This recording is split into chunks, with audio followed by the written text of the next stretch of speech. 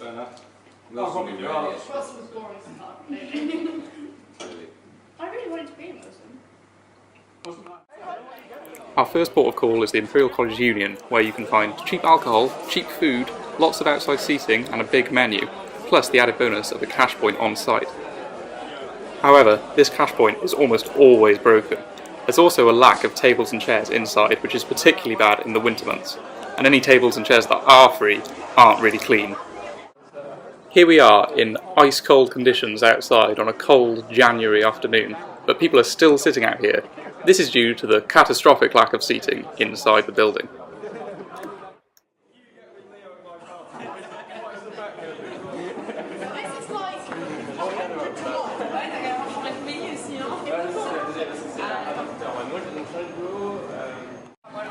Welcome to the Junior Common Room. The JCR has a fantastic selection of food and drink in a multitude of shops. At the JCR Cafe, a wide variety of hot and cold food is available and can be paid for contactlessly by students and staff. There's also a discount for students. As you can see, there's also a wide selection of fast food outlets, burgers, baguettes and pies, fresh salad bar.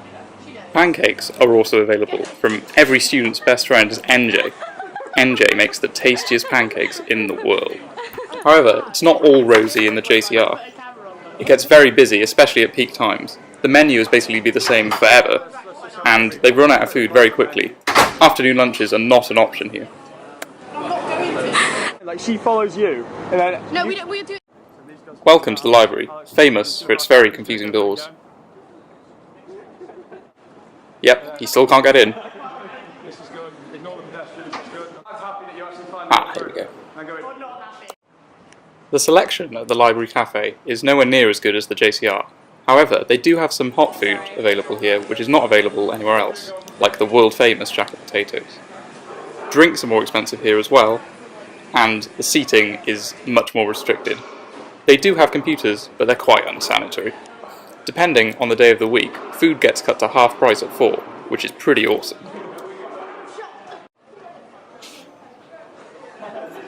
The Queen's Tower Rooms is the place to go if you want a proper meal, with hot desserts, great combinations and everything. You can even get really cheap drinks refills, although the more wily Imperial student knows that these can be got for free, because they don't check. Unfortunately, there are a fair few disadvantages to the Queen's Tower Rooms. There's huge queues at lunchtime, there's no sandwiches. Who doesn't like sandwiches? Sometimes students might even be forced to share tables with people they don't know. We all know this is a big no-no for Imperial students. Outside seating is also available, which is really nice in summer.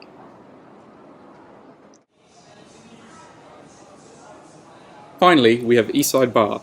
Eastside Bar has a great atmosphere at night, especially, and it's a great location inside Prince's Gardens next to a lot of the halls in Imperial.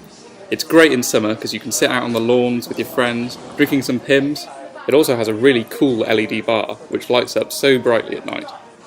Ah, speaking of Pimm's, here we are. Eastside Bar also has an extensive food menu, which is almost as big as the Union's itself. However, prices here are a bit more than the Union.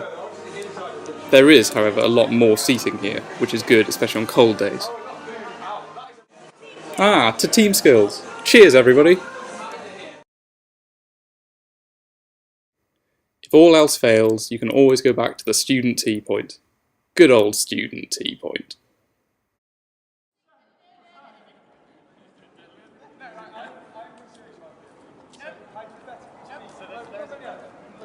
Imagine it in a silent mood, right? In a silent movie during the party, and Leo's just like, okay, that's amusing to me, but not to you.